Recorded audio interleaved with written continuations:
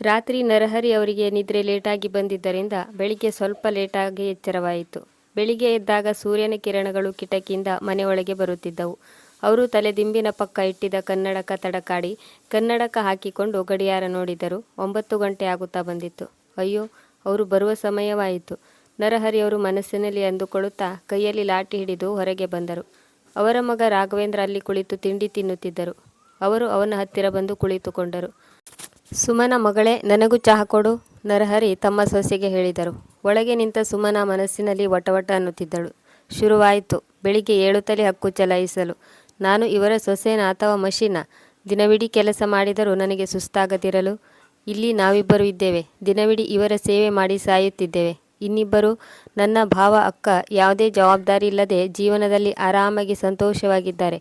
ನನಗೆ ಅನಿಸುತ್ತಿದೆ ನನ್ನ ಪೂರ್ತಿ ಆಯಸ್ಸು ಇವರ ಸೇವೆ ಮಾಡುವುದರಲ್ಲೇ ಕಳೆದು ಹೋಗುತ್ತದೆಂದು. ಇಷ್ಟರಲ್ಲೇ ಬಾಗಿಲ ಬೆಲ್ ಶಬ್ದವಾಯಿತು. ರಾಘವೇಂದ್ರ ತಿಂಡಿ ತಿಂದು ಮುಗಿಸಿ ಎದ್ದು ಹೋಗುತ್ತಾ, ಇಷ್ಟು ಬೆಳಿಗ್ಗೆ ಯಾರು ಬಂದಿರಬಹುದು ಎಂದನು. ಬಾಗಿಲಲ್ಲಿ ಲಾಯರ್ ನಿಂತಿದ್ದರು. ಅವರ ಕೈಯಲ್ಲಿ ಕಪ್ಪು ಬಣ್ಣದ ಫೈಲ್ ಇತ್ತು.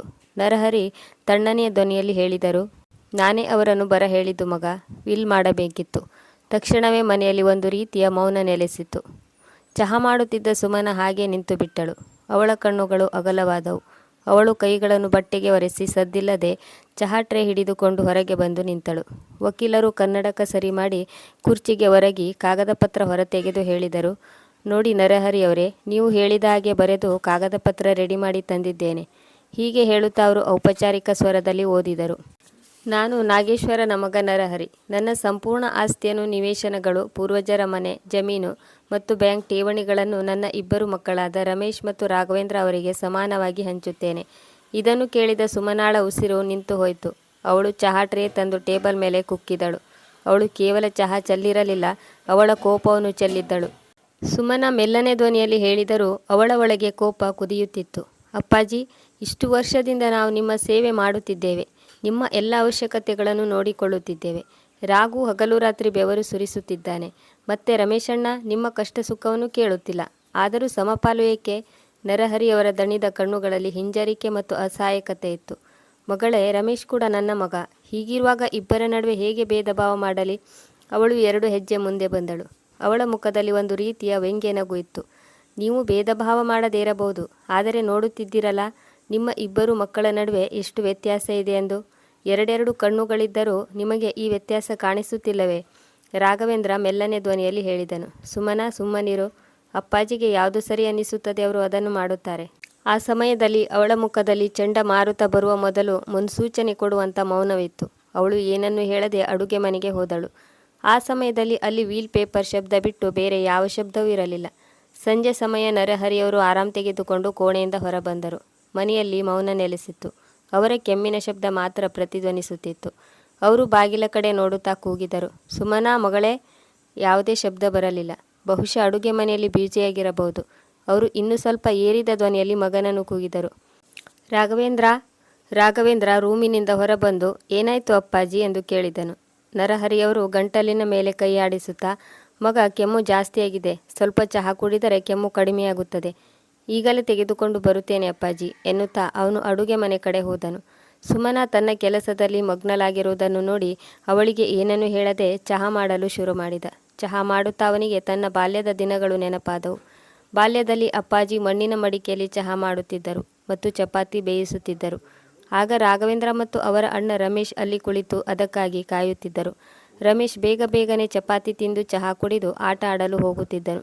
ಆದರೆ ರಾಘವೇಂದ್ರ ಯಾವಾಗಲೂ ಅಪ್ಪನ ಜೊತೆ ಇರುತ್ತಿದ್ದನು. ರಾಘವೇಂದ್ರ ಅಪ್ಪನಲ್ಲಿ ಅಮ್ಮನನ್ನು ಕಾಣುತ್ತಿದ್ದನು. ಅವನು ಚಿಕ್ಕವನಿರುವಾಗಲೇ ಅವರ ಅಮ್ಮ ನಿಧನ ಹೊಂದಿದ್ದರು. ಅಲ್ಲಿಂದ ಇಲ್ಲಿಯವರೆಗೂ ಅವನು ಅವರ ಜೊತೆಯಲ್ಲಿ ಇರುತ್ತಿದ್ದನು. ಆದರೆ ಈಗ ಸಮಯ ಬದಲಾಗಿದೆ. ಈಗ ಅವರ ದೊಡ್ಡ ಮಗ ರಮೇಶ್ ಹೆಂಡತಿ ರಮ್ಯಾ ಜೊತೆ ಬೆಂಗಳೂರಿನಲ್ಲಿ ಇರುತ್ತಾನೆ. ಅಲ್ಲಿ ಅವನಿಗೆ ಒಳ್ಳೆಯ ಕೆಲಸ ಇದೆ. ಒಂದು ಒಳ್ಳೆಯ ಕಂಪನಿಯಲ್ಲಿ ಕೆಲಸ ಮಾಡುತ್ತಿದ್ದಾನೆ. ಆದರೆ ರಾಘವೇಂದ್ರ ಅಪ್ಪನ ಜೊತೆಯಲ್ಲಿ ಹಾಸನದಲ್ಲಿ ಉಳಿದುಕೊಂಡಿದ್ದಾನೆ. ಯಾರ ಒತ್ತಡವೂ ಇಲ್ಲದೆ ಅಪ್ಪನನ್ನು ನೋಡಿಕೊಳ್ಳೋ ಜವಾಬ್ದಾರಿಯನ್ನು ತೆಗೆದುಕೊಂಡಿದ್ದಾನೆ. ಆದರೆ ಸುಮನ ಈ ಜವಾಬ್ದಾರಿಯನ್ನು ಹೊರೆ ಎನ್ನುವಂತೆ ನಿಭಾಯಿಸುತ್ತಿದ್ದಳು. ಬೆಳಿಗ್ಗೆಯಿಂದ ರಾತ್ರಿವರೆಗೂ ಅಪ್ಪಾಜಿಯ ಊಟ, ಔಷಧ, ಬೇಕು ಬೇಡಗಳನ್ನು ಪೂರೈಸುತ್ತಾ ಅವಳ ಮುಖದಲ್ಲಿ ಒಂದು ರೀತಿಯ ಸುಸ್ತು ಕಾಣಿಸುತ್ತಿತ್ತು. ಯಾವಾಗಲೂ ಮುಖದಲ್ಲಿ ಒಂದು ರೀತಿಯ ಕಿರಿಕಿರಿ, ತುಟಿಗಳಲ್ಲಿ ದೂರುಗಳು ಇರುತ್ತಿದ್ದವು. ರಾಘವೇಂದ್ರ ಹೇಳಿದ್ದರಿಂದ ಮನಸ್ಸಿಲ್ಲದ ಮನಸ್ಸಿನಿಂದ ಇದನ್ನೆಲ್ಲ ಮಾಡುತ್ತಿದ್ದಳು. ಅವಳ ಸೇವೆಯಲ್ಲಿ ಪ್ರೀತಿ ಇರಲಿಲ್ಲ, ಒಂದು ರೀತಿಯ ಭಾರ ಎನ್ನುವಂತೆ ಮಾಡುತ್ತಿದ್ದಳು. ದೊಡ್ಡ ಮಗ ರಮೇಶ್ ಮತ್ತು ಅವನ ಹೆಂಡತಿ ರಮ್ಯಾ ಅಪ್ಪಾಜಿಯನ್ನು ತಮ್ಮ ಜೊತೆ ಇಟ್ಟುಕೊಳ್ಳಲು ಸ್ಪಷ್ಟವಾಗಿ ತಿರಸ್ಕರಿಸಿದ್ದರು. ಅವರ ಐಷಾರಾಮಿ ಪ್ಲಾಟ್ನಲ್ಲಿ ಅಪ್ಪಾಜಿ ವಾಸಿಸಲು ಅವಕಾಶ ಇರಲಿಲ್ಲ. ರಮೇಶ್ ಕಡ್ಡಿ ತುಂಡು ಮಾಡಿದಂತೆ ಹೇಳಿದ್ದನು. ಅಪ್ಪಾಜಿ ಹಾಸನದಲ್ಲಿ ಇರುವುದೇ ಒಳ್ಳೆಯದು, ನಮಗೆ ಇಲ್ಲಿ ಅವರನ್ನು ನೋಡಿಕೊಳ್ಳಲು ಸಮಯವಿಲ್ಲ. ನರಹರಿಯವರು ಇದನ್ನೆಲ್ಲ ಕೇಳಿಸಿಕೊಂಡಿದ್ದರು. ಆದರೂ ಅವನು ತಮ್ಮ ಮಗ, ಅವನಿಗೂ ಯಾವಾಗಲಾದರೂ ಅಸಹಾಯಕತೆ ಬರಬಹುದು ಎಂದು ಅರ್ಥ ಮಾಡಿಕೊಂಡು ಹೀಗೆ ಮಾಡಿದ್ದರು. ಆದರೆ ಇದು ಸುಮನಾಳ ಮನಸ್ಸು ಚುಚ್ಚಿತ್ತು. ಇಂದು ಊಟವಾದ ನಂತರ ನರಹರಿಯವರು ಔಷಧಿ ಕೇಳಿದಾಗ ಸುಮನಾ ಅಡುಗೆ ಮನೆಯಿಂದಲೇ ಹೇಳಿದಳು, ರಾಘು, ನೀನೇ ಔಷಧಿ ಕೊಡು, ನನಗೆ ಕೆಲಸ ಇದೆ. ಇದನ್ನು ಕೇಳಿದ ರಾಘವೇಂದ್ರ ಆಶ್ಚರ್ಯಗೊಂಡನು. ಏಕೆಂದರೆ ಇದೇ ಮೊದಲ ಬಾರಿಗೆ ಸುಮನಾ ಅಪ್ಪಾಜಿಗೆ ಔಷಧಿ ಕೊಡಲು ನಿರಾಕರಿಸಿದ್ದಳು. ಸುಮನಾಳ ನಡತೆ ದಿನದಿಂದ ದಿನಕ್ಕೆ ಬದಲಾಗತೊಡಗಿತ್ತು. ಈ ಮೊದಲು ಅವಳು ಭಾರವಾದ ಮನಸ್ಸಿನಿಂದಲಾದರೂ ಅಪ್ಪಾಜಿಗೆ ಸಮಯಕ್ಕೆ ಸರಿಯಾಗಿ ಊಟ, ತಿಂಡಿ, ಔಷಧಿ ಇನ್ನಿತರ ಬೇಕು ಬೇಡಗಳನ್ನು ನೋಡಿಕೊಳ್ಳುತ್ತಿದ್ದಳು. ಈಗ ಇದನ್ನೆಲ್ಲ ಉದ್ದೇಶಪೂರ್ವಕವಾಗಿ ಮರೆತು ಬಿಡುತ್ತಿದ್ದಳು. ಕೆಲವೊಮ್ಮೆ ಊಟಕ್ಕೆ ಕರೆಯದೆ ಊಟ ತಂದಿಟ್ಟು ಹಾಗೆ ಹೋಗುತ್ತಿದ್ದಳು. ಔಷಧಿ ತಂದು ಟೇಬಲ್ ಮೇಲೆ ಕುಕ್ಕಿ ಹೋಗುತ್ತಿದ್ದಳು. ಅಪ್ಪಾಜಿ ಕಣ್ಣಲ್ಲಿ ಪ್ರಶ್ನೆಗಳು ಏಳುತ್ತಿದ್ದವು, ಆದರೆ ಗಂಟಲಿನಿಂದ ಹೊರಗೆ ಬರುತ್ತಿರಲಿಲ್ಲ. ಈಗ ಅವಳ ಮನಸ್ಸಿನಲ್ಲಿ ಒಂದೇ ವಿಷಯ ಮನೆ ಮಾಡಿತು. ಅದೇನೆಂದರೆ ಸೇವೆ ಮಾತ್ರ ನಾವು ಮಾಡಬೇಕು, ಆಸ್ತಿ ಇಬ್ಬರಿಗೂ ಸಮಪಾಲು. ಅವಳು ಮನಸ್ಸಿನಲ್ಲಿ ಅಂದುಕೊಳ್ಳುತ್ತಿದ್ದಳು, ಈ ಅನ್ಯಾಯವನ್ನು ನಾನು ಸಹಿಸಿಕೊಳ್ಳುವುದಿಲ್ಲ. ರಾಘವೇಂದ್ರ ಕೂಡ ಸುಮನಾಳ ಈ ಬದಲಾವಣೆಯನ್ನು ಗಮನಿಸಿದ್ದನು. ಆದರೆ ಏನನ್ನೂ ಹೇಳಲಿಲ್ಲ. ರಾತ್ರಿ ಮಲಗಲು ಹೋದರು. ಆದರೆ ಸುಮನಾ ತುಂಬ ರಾತ್ರಿವರೆಗೂ ಮಗ್ಗಲು ಬದಲಾಯಿಸುತ್ತಾ ಮಲಗಿದ್ದಳು. ಅವಳ ಮನಸ್ಸಿನಲ್ಲಿ ಹೊಸ ಯೋಜನೆ ಹುಟ್ಟಿತ್ತು. ಮನೆಯಲ್ಲಿ ಬಿರುಗಾಳಿ ಎದ್ದಿರುವ ಸೂಚನೆ ತಿಳಿಯದೆ ಉಳಿದ ಸದಸ್ಯರು ನಿದ್ದೆ ಮಾಡುತ್ತಿದ್ದರು. ಹೀಗೆ 2 ದಿನಗಳು ಕಳೆದು ಹೋದವು. ವೀಲ್ ಮಾಡಿರುವ ದಿನದಿಂದ ಸುಮನಾಳ ನಡತೆ ಪೂರ್ತಿಯಾಗಿ ಬದಲಾಯಿತು. ನರಹರಿಯವರ ಪ್ರತಿಯೊಂದು ಮಾತಿಗೂ ಎದುರುತ್ತರ ಕೊಡುತ್ತಿದ್ದಳು, ಕೋಪ ಹೊರ ಹಾಕುತ್ತಿದ್ದಳು. ರಾಘವೇಂದ್ರ ಇದನ್ನು ನೋಡಿದನು. ಅವನ ಹೆಂಡತಿ ಯಾವಾಗಲೂ ಸಿಡಿಮಿಡಿಗೊಳ್ಳುತ್ತಿದ್ದಳು. ಹುಬ್ಬುಗಳು ಯಾವಾಗಲೂ ಗಂಟಿಕ್ಕಿಕೊಂಡಿರುತ್ತಿದ್ದವು. ಕಣ್ಣುಗಳು ಕೋಪ ಹೊರ ಹಾಕುತ್ತಿದ್ದವು. ಇದನ್ನು ನೋಡಿದ ರಾಘವೇಂದ್ರ ಕೆಲಸದ ಒತ್ತಡದಿಂದ ಹೀಗಿರಬಹುದು ಎಂದು ಯೋಚಿಸಿದ. ಅವಳಿಗೆ ಕೆಲಸದ ಹೊರೆ ಕಡಿಮೆ ಮಾಡಿದರೆ ಅವಳು ಸರಿ ಹೋಗಬಹುದು ಎಂದು ಯೋಚಿಸಿ ಮರುದಿನ ಒಬ್ಬಳು ಕೆಲಸದವಳನ್ನು ನೇಮಿಸಿದನು. ಅವಳು ಬೆಳಿಗ್ಗೆ ಬಂದು ಮನೆ ಸ್ವಚ್ಛ ಮಾಡಿ, ಪಾತ್ರೆ ತೊಳೆದು, ಬಟ್ಟೆ ವಾಶ್ ಮಾಡಿ ಹೋಗುತ್ತಿದ್ದಳು. ರಾಘವೇಂದ್ರ ಸುಮನಾಳಿಗೆ ಹೇಳಿದನು, ಈಗ ನಿನಗೆ ಕೆಲಸದ ಭಾರ ಕಡಿಮೆಯಾಗಿದೆ. ನೀನು ಅಪ್ಪಾಜಿಯ ತಿಂಡಿ, ಊಟ, ಔಷಧಿಯ ಕಡೆ ಹೆಚ್ಚು ಗಮನ ಕೊಡಬಹುದು. ಬೇರೆಲ್ಲ ಕೆಲಸದವಳು ಮಾಡುತ್ತಾಳೆ. ಸುಮನಾ ಸುಮ್ಮನೆ ತಲೆ ಆಡಿಸಿದಳು.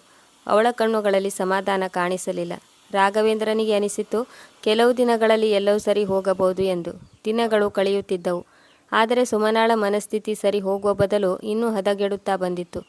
ಈಗ ಅವಳು ಅವಳ ಮಾವನವರ ಮೇಲೆ ಚಿಕ್ಕ ಚಿಕ್ಕ ವಿಷಯಕ್ಕೂ ಕೂಗಾಡುತ್ತಿದ್ದಳು. ಒಂದು ದಿನ ಚಹಾ ಕುಡಿಯುತ್ತಾ ನರಹರಿಯವರು ಸುಮನಾಳಿಗೆ, ಮಗಳೇ, ಚಹಾಗೆ ಸಕ್ಕರೆ ಹಾಕಲಿಲ್ಲ, ಬಹುಶಃ ನೀನು ಮರೆತಿರಬಹುದು ಎಂದು ಹೇಳಿದರು. ಅದಕ್ಕೆ ಸುಮನಾ, ಸಕ್ಕರೆ ಹಾಕದಿದ್ದರೆ ನೀವು ಎದ್ದು ಬಂದು ಹಾಕಿಕೊಳ್ಳಿ, ಪ್ರತಿ ಸಲ ನನ್ನ ತಪ್ಪು ಹುಡುಕಿ ಹೇಳುವ ಅವಶ್ಯಕತೆ ಏನಿದೆ? ರಾಘವೇಂದ್ರ ಅವಳನ್ನು ತಡೆದು, ಸುಮನಾ, ನೀನು ಏನು ಮಾತನಾಡುತ್ತಿದ್ದೀಯಾ? ಅವಳು ಅವನತ್ತ ನೋಡುತ್ತಾ, ನಾನು ಯಾವುದು ಸತ್ಯವೋ ಅದನ್ನೇ ಹೇಳುತ್ತಿದ್ದೇನೆ, ನಿಮಗೆ ಕಾಣಿಸುತ್ತಿಲ್ಲವೇ ನಾನು ಎಷ್ಟೊಂದು ಆಯಾಸಗೊಂಡಿದ್ದೇನೆಂದು? ರಾಘವೇಂದ್ರ ಸುಮ್ಮನಾದನು. ಅವನಿಗೆ ಕೆಲಸದವಳನ್ನು ನೇಮಿಸಿಕೊಂಡರೂ ಸುಮನಾಳ ಕೋಪ ಏಕೆ ಹೆಚ್ಚಾಗುತ್ತಿದೆ ಎನ್ನುವುದೇ ಗೊತ್ತಾಗಲಿಲ್ಲ. ಒಂದು ದಿನ ಬಂದ ಸುದ್ದಿಯಿಂದ ಸುಮನಾಳ ಕೋಪದ ಬೆಂಕಿಗೆ ತುಪ್ಪ ಸುರಿದ ಹಾಗಾಯಿತು. ಒಂದು ದಿನ ರಮೇಶ್ ನರಹರಿಯವರ ಜೊತೆ ಮಾತನಾಡುತ್ತಾ ಹೇಳಿದ್ದನು, ಅವರು ಮಕ್ಕಳನ್ನು ಕರೆದುಕೊಂಡು 1 ತಿಂಗಳು ಫಾರಿನ್ ಟೂರ್ ಹೋಗುತ್ತಾರೆ. ಸುಮನಾಳಿಗೆ ಈ ವಿಷಯ ಗೊತ್ತಾದಾಗ ಅವಳು ಉರಿದು ಹೋದಳು. ಅವಳು ತಕ್ಷಣವೇ ತನ್ನ ಮೊಬೈಲ್ ಕೈಗೆತ್ತಿಕೊಂಡು ಸೋಷಿಯಲ್ ಮೀಡಿಯಾ ಪ್ರೊಫೈಲ್ ತೆರೆದಳು. ಅಲ್ಲಿ ರಮೇಶ್ ಮತ್ತು ರಮ್ಯಾಳ ಫೋಟೋಗಳಿದ್ದವು. ಕೆಲವು ಸಮುದ್ರ ತೀರದಲ್ಲಿ, ಕೆಲವು ಶಾಪಿಂಗ್ ಮಾಲ್ಗಳಲ್ಲಿ, ಕೆಲವು ಆಕಾಶದೆತ್ತರದ ಕಟ್ಟಡಗಳ ಎದುರು, ಕೆಲವು ಚಿತ್ರಗಳಲ್ಲಿ ವಿಹಾರದಲ್ಲಿ ಸ್ವರ್ಗ, ಇನ್ನು ಕೆಲವು ಚಿತ್ರಗಳಲ್ಲಿ ಜೀವನ ಸುಂದರವಾಗಿದೆ ಎಂಬ ಶೀರ್ಷಿಕೆ ಬರೆಯಲಾಗಿತ್ತು. ಅವಳು ಮೇಜಿನ ಮೇಲೆ ಬಡಿಯುತ್ತಾ ಹೇಳಿದಳು, ನೋಡಿ, ಇವರೆಲ್ಲ ವಿದೇಶದಲ್ಲಿ ಮೋಜು ಮಸ್ತಿ ಮಾಡುತ್ತಿದ್ದಾರೆ ಮತ್ತು ನಾನಿಲ್ಲಿ ಅಪ್ಪಾಜಿಯ ಸೇವಿಕೆಯಾಗಿ ಸೇವೆ ಮಾಡುತ್ತಾ ಬಿದ್ದಿದ್ದೇನೆ. ರಾಘವೇಂದ್ರ ಅವಳನ್ನು ಸಮಾಧಾನ ಮಾಡಲು ಪ್ರಯತ್ನಿಸಿದನು. ಸುಮನಾ, ನಿನ್ನನ್ನು ಯಾರು ಸೇವಕಿ ಎಂದು ಹೇಳಿರುವುದು? ಅವರು ಎಲ್ಲಿಗಾದರೂ ಹೋಗಲಿ, ಇದರಿಂದ ನಮಗೇನು ವ್ಯತ್ಯಾಸವಾಗುತ್ತದೆ? ಅವರು ಏನಾದರೂ ಮಾಡಲಿ, ನಮಗೇನು? ಆದರೆ ಸುಮನಾ ಕೇಳಿಸಿಕೊಳ್ಳುವ ಪರಿಸ್ಥಿತಿಯಲ್ಲಿ ಇರಲಿಲ್ಲ. ನಮಗೇನು ಅಂದರೆ, ನಾವು ಇಷ್ಟು ವರ್ಷದಿಂದ ಅಪ್ಪಾಜಿ ನೋಡಿಕೊಳ್ಳುವ ಭಾರವನ್ನು ಹೊತ್ತಿದ್ದೇವೆ. ಅವರ ಪ್ರತಿಯೊಂದು ದೂರು, ಒತ್ತಾಯ ಸಹಿಸಿಕೊಂಡು ಬಂದಿದ್ದೇನೆ. ರಾಘು, ನೀವು ಆಫೀಸ್ನಲ್ಲಿ ಸುಸ್ತಾಗುತ್ತೀರಿ ಮತ್ತು ನಾನು ಮನೆಯಲ್ಲಿ ಸುಸ್ತಾಗುತ್ತೇನೆ ಮತ್ತು ಅವರು ವಿದೇಶದಲ್ಲಿ ಸುತ್ತಾಡುತ್ತಿದ್ದಾರೆ. ಹೀಗಿರುವಾಗ ನೀವು ಆಸ್ತಿಯಲ್ಲಿ ಸಮಪಾಲು ತೆಗೆದುಕೊಳ್ಳುತ್ತೀರಾ? ಇದು ಯಾವ ನ್ಯಾಯ? ಅವಳ ಧ್ವನಿಯಲ್ಲಿ ಕೋಪ, ಕಣ್ಣುಗಳಲ್ಲಿ ಕಣ್ಣೀರು ಇತ್ತು. ಆ ದಿನ ರಾತ್ರಿ ಅವಳು ಅಡುಗೆ ಮನೆಯಲ್ಲಿ ನಿಂತುಕೊಂಡಿದ್ದಳು. ಆದರೆ ಅಡುಗೆ ಮಾಡಲಿಲ್ಲ. ಆಫೀಸ್ನಿಂದ ಬಂದ ರಾಘು ಕೇಳಿದ, ಸುಮನಾ, ಅಪ್ಪಾಜಿಗೆ ಊಟ ಕೊಟ್ಟಿದೆಯಾ? ಕೊಟ್ಟಿಲ್ಲವೆಂದರೆ ಕೊಡು, ನಾನು ತೆಗೆದುಕೊಂಡು ಹೋಗಿ ಕೊಡುತ್ತೇನೆ. ಸುಮನಾ ಉತ್ತರ ಕೊಟ್ಟಳು, ನಾನು ಅಡುಗೆ ಮಾಡಿಲ್ಲ. ಏನು, ಅಡುಗೆ ಮಾಡಿಲ್ಲವೇ? ಯಾಕೆ? ನನಗೆ ಇವತ್ತು ಮನಸ್ಸಿಲ್ಲ. ನೀನು ಹೊರಗಡೆಯಿಂದ ತೆಗೆದುಕೊಂಡು ಬಾ. ಸುಮನಾ, ನಿನ್ನದು ಅತಿಯಾಯಿತು. ಅಪ್ಪಾಜಿ ಹೊರಗಡೆ ಊಟ ಹೇಗೆ ತಿನ್ನುತ್ತಾರೆ? ನನಗೆ ಗೊತ್ತಿಲ್ಲ, ಆದರೆ ನನಗೆ ಈಗ ಯಾವುದೇ ಅಡುಗೆ ಮಾಡುವ ಮನಸ್ಸಿಲ್ಲ ಅಷ್ಟೇ. ರಾಘವೇಂದ್ರನಿಗೆ ಸಂಕಟವಾಯಿತು. ಮೊದಲು ಸುಮನಾ ಸುಸ್ತಾದರೂ ಕೆಲಸ ಮಾಡುತ್ತಿದ್ದಳು. ಈಗ ಅವಳು ಯಾವುದೇ ಕೆಲಸ ಮಾಡಲು ಮನಸ್ಸು ಮಾಡುತ್ತಿರಲಿಲ್ಲ. ರಾಘವೇಂದ್ರ ಹಾಗೂ ಹೀಗೂ 2 ಚಪಾತಿ ಮಾಡಿ ಹಾಲಿನ ಜೊತೆ ಅಪ್ಪಾಜಿಗೆ ಕೊಟ್ಟನು ಮತ್ತು ಉಳಿದವರಿಗೆ ಊಟವನ್ನು ಹೊರಗಡೆಯಿಂದ ತಂದನು. ನರಹರಿಯವರಿಗೆ ತಮ್ಮ ವೀಲ್ ಸುಮನಾಳ ಮನಸ್ಸಿನಲ್ಲಿ ಯಾವ ರೀತಿಯ ಬೆಂಕಿ ಹತ್ತಿಸಿದೆ ಎನ್ನುವುದು ಗೊತ್ತಿಲ್ಲ. ರಾಘವೇಂದ್ರ ನೋಡಿದ ಹಾಗೆ ಈಗ ಸುಮನಾಳ ಮುಖದಲ್ಲಿ 2 ಭಾವನೆಗಳು ಕಾಣುತ್ತಿದ್ದವು, ಹೊಟ್ಟೆ ಕಿಚ್ಚು ಮತ್ತು ತಿರಸ್ಕಾರ. ರಾಘವೇಂದ್ರನಿಗೆ ಈಗ ಅರ್ಥವಾಗಿತ್ತು, ಸುಮನಾಳ ಸಿಟ್ಟಿಗೆ ಕಾರಣ ಅವಳ ಕೆಲಸದ ಒತ್ತಡವಲ್ಲ, ಬದಲಿಗೆ ಅವಳ ಮನಸ್ಸಿನಲ್ಲಿ ಬೆಳೆಯುತ್ತಿರುವ ಕಹಿಯ ಕಾರಣದಿಂದಾಗಿ ಮನೆಯಲ್ಲಿ ಮೌನ ನೆಲೆಸಿತ್ತು. ಆದರೆ ಆ ಮೌನದ ಹಿಂದೆ ಬಿರುಗಾಳಿ ಬೀಸುವ ಮುನ್ಸೂಚನೆ ಇತ್ತು. ಈಗ ನರಹರಿಯವರು ಯಾವಾಗ ತಿಂಡಿ ಕೇಳಿದರೂ ಸುಮನಾ ಕಿವಿ ಮುಚ್ಚಿಕೊಂಡು ಕುಳಿತಿರುತ್ತಿದ್ದಳು. ಮೊಮ್ಮಗನನ್ನು ಕರೆದರೂ ಅವನನ್ನು ಅವರ ಹತ್ತಿರ ಹೋಗಲು ಬಿಡುತ್ತಿರಲಿಲ್ಲ. ಕೆಲವೊಮ್ಮೆ ಕೆಲಸದವಳು ಅವರ ಮೇಲೆ ಕರುಣೆ ಬಂದು ಅಡುಗೆ ಮನೆಯಿಂದ ಹಣ್ಣುಗಳನ್ನು ತೆಗೆದುಕೊಂಡು ಕತ್ತರಿಸಿ ಕೊಡುತ್ತಿದ್ದಳು. ಇದನ್ನು ನೋಡಿದ ಸುಮನಾ ಅವಳಿಗೆ ಜೋರಾಗಿ ಬೈಯುತ್ತಿದ್ದಳು. ಮುಂದೆ ಹೀಗೇನಾದರೂ ಮಾಡಿದರೆ ನಿನ್ನನ್ನು ಕೆಲಸದಿಂದ ತೆಗೆದುಹಾಕುತ್ತೇನೆ ಎಂದು ಹೆದರಿಸುತ್ತಿದ್ದಳು. ಅಂದಿನಿಂದ ಕೆಲಸದವಳು ತನ್ನ ಕೆಲಸ ಎಷ್ಟಿದೆಯೋ ಅಷ್ಟನ್ನೇ ಮಾಡಿ ಹೋಗುತ್ತಿದ್ದಳು. ಇಂದು ಮಧ್ಯಾಹ್ನ ಗಡಿಯಾರ 3 ಗಂಟೆಯ ಸಮಯ ತೋರಿಸುತ್ತಿತ್ತು. ನರಹರಿಯವರು ರೂಮಿನಿಂದ ಮೆಲ್ಲನೆ ಸ್ವರದಲ್ಲಿ ಕೂಗುತ್ತಿದ್ದರು, ಮಗಳೇ, ಏನಾದರೂ ತಿಂಡಿ ಇದ್ದರೆ ಕೊಡು. ಅವರ ಧ್ವನಿ ದುರ್ಬಲವಾಗಿತ್ತು. ಸುಮನಾಳ ಕಿವಿಗೆ ಇದು ಒಂದು ಬೇಡಿಕೆ ಎಂಬಂತೆ ಕೇಳಿಸಿತು. ಅವಳು ಕೋಪದಿಂದ ಅಡುಗೆ ಮನೆಯಿಂದ ಹೊರಬಂದು, ಇದು ಊಟ ಮಾಡುವ ಸಮಯವೇ? ಅವಳು ತೀಕ್ಷ್ಣವಾದ ಸ್ವರದಲ್ಲಿ ಕೇಳಿದಳು. 12 ಗಂಟೆಗೆ ಹಾಲು ಕುಡಿದಿದ್ದಿರಲ್ಲ, ಈಗ ಪುನಃ ಬೇಕೇ? ಚಪಾತಿ ಪಲ್ಯ ಮಾಡಿದ್ದೆ, ಅದು ಖಾಲಿಯಾಗಿದೆ. ನಿಮಗೆ ತಿನ್ನುವುದನ್ನು ಬಿಟ್ಟು ಬೇರೆ ಏನು ಕೆಲಸ ಇದೆ? ಇದು ಮನೆ, ಊಟ ತಯಾರಿಸುವ ಫ್ಯಾಕ್ಟರಿ ಅಲ್ಲ. ದಿನದ 24 ಗಂಟೆ ತಯಾರಿಸುತ್ತಿರಲು ಸುಮ್ಮನೆ ಮಲಗಿಕೊಳ್ಳಿ. ಈಗ ತಿಂಡಿ ಏನಿದ್ದರೂ ಸಾಯಂಕಾಲಕ್ಕೆ ಮಾತ್ರ. ನರಹರಿಯವರು ಏನನ್ನು ಹೇಳುವ ಮೊದಲೇ ಅವಳು ಹಿಂತಿರುಗಿ ಹೋದಳು. ನರಹರಿಯವರ ಮುಖದಲ್ಲಿ ನಿರಾಸೆ ಭಾವನೆ ಮೂಡಿತು. ಅವರು ಸುಮ್ಮನಾದರು. ಅದೇ ಸಮಯಕ್ಕೆ ರಾಘವೇಂದ್ರ ಆಫೀಸ್ನಿಂದ ಬೇಗನೆ ಮನೆಗೆ ಬಂದಿದ್ದ. ಗೇಟ್ ಬಳಿ ನಿಂತು ಅವನು ಸುಮನಾಳ ಎಲ್ಲ ಮಾತುಗಳನ್ನು ಕೇಳಿಸಿಕೊಂಡಿದ್ದನು. ಅವನು ಒಳಗೆ ಕಾಲಿಡುವಷ್ಟರಲ್ಲಿ ಸುಮನಾ ಹಿಂತಿರುಗಿ ತನ್ನ ಕೋಣೆಗೆ ಹೋಗಿ ಅಲ್ಲಿ ಅವಳು ಮಂಚದ ಮೇಲೆ ಕುಳಿತು ತನ್ನ ಫೇವರೆಟ್ ಸೀರಿಯಲ್ ನೋಡುತ್ತಿದ್ದಳು. ಅವಳು ಏನು ನಡೆದೇ ಇಲ್ಲ ಎನ್ನುವಂತೆ ಆರಾಮಾಗಿ ಕುಳಿತಿದ್ದಳು. ಟಿವಿಯ ಶಬ್ದಕ್ಕಿಂತಲೂ ಜೋರಾಗಿ ರಾಘವೇಂದ್ರನ ಧ್ವನಿ ಕೇಳಿಸಿತು. ಸುಮನಾ, ಅಪ್ಪಾಜಿ ಜೊತೆ ಹಾಗೆ ಮಾತನಾಡುವ ಅವಶ್ಯಕತೆ ಏನಿತ್ತು? ಅವರಿಗೆ ವಯಸ್ಸಾಗಿದೆ, ಆರೋಗ್ಯ ಸರಿಯಿಲ್ಲ. ನೀನು ಅವರ ಜೊತೆ ಹೀಗೆಲ್ಲ ಮಾತನಾಡುತ್ತಿರುವೆ. ಸುಮನಾ ರಿಮೋಟ್ ಕೆಳಗಿಟ್ಟು ತಿರುಗಿ ರಾಘವೇಂದ್ರನ ಕಡೆ ನೋಡಿದಳು. ಹೌದು, ಮಾತನಾಡಿದೆ. ಏನು ಈಗ? ಹಗಲು ರಾತ್ರಿ ಅವರ ಸೇವೆ ಮಾಡುತ್ತಿರಬೇಕು. ಅವರ ಎಲ್ಲ ಬೇಡಿಕೆಯನ್ನು ಪೂರೈಸುತ್ತಿರಬೇಕು. ಅವರಿಗೆ 2 ಗಂಟೆಗೊಮ್ಮೆ ತಿಂಡಿ ಬೇಕಾಗುತ್ತದೆ. ನಾನು ಕೇಳುತ್ತಿದ್ದೇನೆ, ನನಗೆ ರೆಸ್ಟ್ ಬೇಕೋ ಬೇಡವೋ? ನಾನು ಮನುಷ್ಯಳು, ಯಾವುದೇ ಮಷೀನ್ ಅಲ್ಲ. ರಾಘವೇಂದ್ರನ ಕೋಪ ಹೆಚ್ಚಾಯಿತು. ನಿನಗೆ ನಾಚಿಕೆ ಆಗುವುದಿಲ್ಲವೇ? ಅಪ್ಪಾಜಿ ನಮ್ಮ ಎಲ್ಲ ಬೇಕು ಬೇಡಗಳನ್ನು ನೋಡಿಕೊಂಡಿದ್ದಾರೆ. ಈಗ ನಮ್ಮ ಸರದಿ, ನಾವು ಅವರ ಬೇಕು ಬೇಡಗಳನ್ನು ಪೂರೈಸಬೇಕು. ನೀನು ಈ ರೀತಿ ನಡೆದುಕೊಳ್ಳುತ್ತಿರುವೆಯಲ್ಲ. ಸುಮನಾ ಕೂಡ ಸಿಟ್ಟಿಗೆದ್ದಳು. ಕಾಳಜಿ ತೆಗೆದುಕೊಂಡಿದ್ದಾರೆ, ಹೌದು. ನಿಮ್ಮ ಕಾಳಜಿ ತೆಗೆದುಕೊಂಡಿರಬಹುದು. ನಾನು ಮದುವೆ ಮಾಡಿಕೊಂಡು ಬಂದಾಗಿನಿಂದ ನನಗೆ ಭಾರವಾಗಿ ನನ್ನ ತಲೆ ಮೇಲೆ ಕುಳಿತಿದ್ದಾರೆ. ಮೇಲಾಗಿ ರಮೇಶಣ್ಣನಿಗೂ ಸಮಪಾಲು ಕೊಟ್ಟಿದ್ದಾರೆ. ಅವರು ವಿದೇಶ ಸುತ್ತುವ ಖುಷಿಯಲ್ಲಿದ್ದಾರೆ. ದಿನಕ್ಕೆ ಸೋಷಿಯಲ್ ಮೀಡಿಯಾದಲ್ಲಿ 150 ಫೋಟೋ ಕಳುಹಿಸುತ್ತಾರೆ, ನಮ್ಮ ಹೊಟ್ಟೆ ಉರಿಸಲು. ಮೊಬೈಲ್ನಲ್ಲಿ ಫೋಟೋ ನೋಡುತ್ತಿದ್ದರೆ ಮೊಬೈಲ್ ತೆಗೆದು ಗೋಡೆಗೆ ಹೊಡೆಯಬೇಕೆನಿಸುತ್ತದೆ. ಇದು ಅತಿಯಾಯಿತು. ಈಗ ಕಿವಿ ತೆರೆದು ಕೇಳು ರಾಘು, ಈ ಮನೆಯಲ್ಲಿ ಒಂದು ಅಪ್ಪಾಜಿ ಇರಬೇಕು, ಇಲ್ಲವೇ ನಾನು ಇರಬೇಕು. ಕೋಣೆಯಲ್ಲಿ ಮೌನ ಆವರಿಸಿತು. ರಾಘವೇಂದ್ರ ಮೌನವಾದನು. ಅವನ ಕಿವಿಯಲ್ಲಿ ಸುಮನಾಳ ಮಾತು ಶೂಲದಂತೆ ಚುಚ್ಚಿತ್ತು. ಅವನು ಏನೋ ಹೇಳಬೇಕೆಂದುಕೊಂಡ, ಆದರೆ ಮಾತು ಹೊರಗೆ ಬರಲಿಲ್ಲ. ವಾಗ್ವಾದಗಳು ಮನೆಯಲ್ಲಿ ಪ್ರತಿಧ್ವನಿಸಿತು. ರಾತ್ರಿ ಯಾರೂ ಊಟ ಮಾಡಲಿಲ್ಲ. ನರಹರಿಯವರು ಕೋಣೆಯಲ್ಲಿ ಶಾಂತವಾಗಿ ಮಲಗಿದ್ದರು. ಬಹುಶಃ ಅವರು ಎಲ್ಲವನ್ನೂ ಕೇಳಿಸಿಕೊಂಡಿರಬಹುದು. ಮರುದಿನ ಬೆಳಿಗ್ಗೆ ಅವರು ರಾಘವೇಂದ್ರನನ್ನು ಕರೆದರು. ಅವರ ಧ್ವನಿ ಕಂಪಿಸುತ್ತಿತ್ತು. ಅವರು ಹೇಳಿದರು, ರಾಘು, ನನ್ನಿಂದಾಗಿ ನಿಮ್ಮಿಬ್ಬರ ಮಧ್ಯೆ ಜಗಳ ನಡೆಯುವುದು ನನಗೆ ಇಷ್ಟವಿಲ್ಲ. ನೀವು ನೆಮ್ಮದಿಯಾಗಿರಬೇಕು. ಹೀಗಾಗಿ ನಾನು ವೃದ್ಧಾಶ್ರಮಕ್ಕೆ ಹೋಗುತ್ತೇನೆ. ರಾಘವೇಂದ್ರ ದಿಗ್ಭ್ರಾಂತನಾದನು. ಅಪ್ಪಾಜಿ, ನೀವು ಏನು ಹೇಳುತ್ತಿದ್ದೀರಿ? ನಾನು ಈ ರೀತಿ ಆಗಲು ಎಂದಿಗೂ ಬಿಡುವುದಿಲ್ಲ. ಆದರೆ ನರಹರಿಯವರು ಹೇಳಿದರು, ಇಲ್ಲ ಮಗ, ನಾನು ತೀರ್ಮಾನಿಸಿದ್ದೇನೆ. ಇನ್ನು ನಾನು ಈ ಮನೆಯಲ್ಲಿ ಇದ್ದು ಈ ಮನೆಯ ನೆಮ್ಮದಿ ಹಾಳು ಮಾಡಲು ಇಷ್ಟಪಡುವುದಿಲ್ಲ. ಸುಮನಾಳಿಗೆ ಭಾರವಾಗಿ ಇಲ್ಲಿ ಇರುವುದಿಲ್ಲ. ನೀನು ನನ್ನನ್ನು ಅಲ್ಲಿ ಬಿಟ್ಟು ಬಾ. ಅವನ ಹೃದಯ ಕುಗ್ಗಿ ಹೋಯಿತು. ಅವನು ಕಂಪಿಸುವ ಧ್ವನಿಯಲ್ಲಿ ಹೇಳಿದನು, ನೀವು ಹೇಳಿದರೆ ಅಣ್ಣನ ಜೊತೆ ಮಾತನಾಡುತ್ತೇನೆ. ಅವರು ವಿದೇಶದಿಂದ ಮರಳಿ ಬಂದ ಮೇಲೆ ನಿಮ್ಮನ್ನು ಸ್ವಲ್ಪ ದಿನ ಬೆಂಗಳೂರಿನಲ್ಲಿ ಬಿಟ್ಟು ಬರುತ್ತೇನೆ. ಇಲ್ಲ ಮಗ, ನನ್ನ ಕಾರಣದಿಂದ ಯಾರಿಗೂ ತೊಂದರೆಯಾಗುವುದು ಬೇಡ.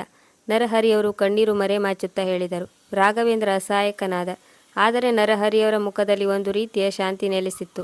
ಸುಮನ ಅವರೆಲ್ಲ ಮಾತುಗಳನ್ನು ಹಿಂದೆ ನಿಂತು ಗಮನವಿಟ್ಟು ಕೇಳಿಸಿಕೊಂಡಿದ್ದಳು. ಅವಳು ಶಾಂತವಾಗಿ ಹೇಳಿದಳು, ರಾಘು, ಅಪ್ಪಾಜಿ ಹೇಳುವುದು ಸರಿ. ಇನ್ನೂ ನನ್ನಿಂದ ಸಾಧ್ಯವಿಲ್ಲ. ನೀವು ಅವರನ್ನು ವೃದ್ಧಾಶ್ರಮಕ್ಕೆ ಬಿಟ್ಟು ಬನ್ನಿ. ಇದರಿಂದ ಎಲ್ಲರಿಗೂ ಒಳ್ಳೆಯದು. ರಾಘವೇಂದ್ರ ಅವಳ ಕಡೆ ನೋಡಿದನು. ಈಗ ಅವಳ ಕಣ್ಣುಗಳಲ್ಲಿ ಯಾವುದೇ ಸುಸ್ತು ನೋವು ಇರಲಿಲ್ಲ. ಮುಖದಲ್ಲಿ ಒಂದು ರೀತಿಯ ಕಠೋರತೆ ಇತ್ತು. ಹೃದಯದಲ್ಲಿ ಉತ್ಸಾಹ ತುಂಬಿತ್ತು. ರಾಘವೇಂದ್ರನ ಮನಸ್ಸು ಭಾರವಾಯಿತು. ಒಂದು ಕಡೆ ಅವನಿಗೆ ಜನ್ಮ ಕೊಟ್ಟ ತಂದೆ ಸಾಕಿ ಬೆಳೆಸಿದ್ದರು, ಒಳ್ಳೆಯ ಜೀವನ ಕೊಟ್ಟಿದ್ದಾರೆ. ಇನ್ನೊಂದು ಕಡೆ ಹೆಂಡತಿ, ಅವನು ಅವಳ ಜೊತೆ ಜೀವನ ನಡೆಸಿದ್ದನು. ಅವನಿಗೆ ಯಾವುದು ಸರಿ ಅನ್ನೋದು ಅರ್ಥವಾಗಲಿಲ್ಲ. ಮಧ್ಯಾಹ್ನ ರಾಘವೇಂದ್ರ ಅಪ್ಪಾಜಿಯ ಚಿಕ್ಕ ಬ್ಯಾಗ್ ಎತ್ತಿಕೊಂಡನು. ಸುಮನ ಮೌನವಾಗಿ ನೋಡಿದಳು. ರಸ್ತೆ ಮೌನವಾಗಿತ್ತು. ರಾಘವೇಂದ್ರನ ಬೆರಳುಗಳು ಬ್ಯಾಗಿನ ಹಿಡಿಕೆಯನ್ನು ಗಟ್ಟಿಯಾಗಿ ಹಿಡಿದುಕೊಂಡಿದ್ದವು. ಅವನು ಇನ್ನೊಮ್ಮೆ ಸುಮನಾಳ ಕಡೆ ನೋಡಿದನು. ಅವನಿಗೆ ಭರವಸೆ ಇತ್ತು. ಅವಳು ಏನಾದರೂ ಹೇಳಬಹುದು, ಅವನನ್ನು ತಡೆಯುತ್ತಾಳೆ ಎಂದು. ಆದರೆ ಇಲ್ಲ, ಅವಳ ಮುಖದಲ್ಲಿ ಯಾವುದೇ ಭಾವನೆಗಳಿರಲಿಲ್ಲ. ಇದು ಅವಳಿಗೆ ಭಾರದಿಂದ ಮುಕ್ತಿ ಸಿಗುವ ಸಮಯವಾಗಿತ್ತು. ನರಹರಿಯವರು ಸುಮ್ಮನೆ ನಿಂತಿದ್ದರು. ಅವರ ಬಳಿ ಯಾವುದೇ ದೂರುಗಳಿರಲಿಲ್ಲ. ಅವರ ಮುಖ ಭಾವನಾರಹಿತವಾಗಿತ್ತು. ವೃದ್ಧಾಶ್ರಮಕ್ಕೆ ಹೋಗಲು ಕಾರಿನಲ್ಲಿ ಕುಳಿತುಕೊಂಡಾಗ ನರಹರಿಯವರು ಸಣ್ಣದಾಗಿ ನಗುತ್ತಾ ಹೇಳಿದರು, ಮಗ, ನೀನು ಬೇಜಾರು ಮಾಡಿಕೊಳ್ಳಬೇಡ. ಎಲ್ಲರೂ ಅವರ ಇಷ್ಟದಂತೆ ಜೀವನ ನಡೆಸಲು ಬಯಸುತ್ತಾರೆ. ನನಗೆ ಯಾವುದೇ ದೂರುಗಳಿಲ್ಲ. ರಾಘವೇಂದ್ರ ಏನನ್ನೂ ಹೇಳಲಿಲ್ಲ. ಕಾರು ಮುಂದಕ್ಕೆ ಹೋಯಿತು. ಕಾರು ವೃದ್ಧಾಶ್ರಮದ ಗೇಟ್ ತಲುಪುತ್ತಿದ್ದಂತೆ ರಾಘವೇಂದ್ರ ಧೈರ್ಯ ಕಳೆದುಕೊಂಡನು. ಕಾರು ನಿಲ್ಲಿಸಿ ಸ್ವಲ್ಪ ಸಮಯ ಕಾರಿನಲ್ಲಿ ಹಾಗೆ ಕುಳಿತುಕೊಂಡನು. ನರಹರಿಯವರು ಹಗುರವಾದ ಧ್ವನಿಯಲ್ಲಿ ಹೇಳಿದರು, ಬಾ ಮಗ, ತಡ ಮಾಡಬೇಡ. ರಾಘವೇಂದ್ರನ ಕಣ್ಣಲ್ಲಿ ನೀರಿತ್ತು. ಆದರೆ ಅವನು ಅದನ್ನು ಹೊರಗೆ ಬರಲು ಬಿಡಲಿಲ್ಲ. ಗಾಡಿಯಿಂದ ಇಳಿದು ಬ್ಯಾಗ್ ಎತ್ತಿಕೊಂಡು ಅವರ ತಂದೆಯ ಜೊತೆ ಒಳಗೆ ಹೋದನು.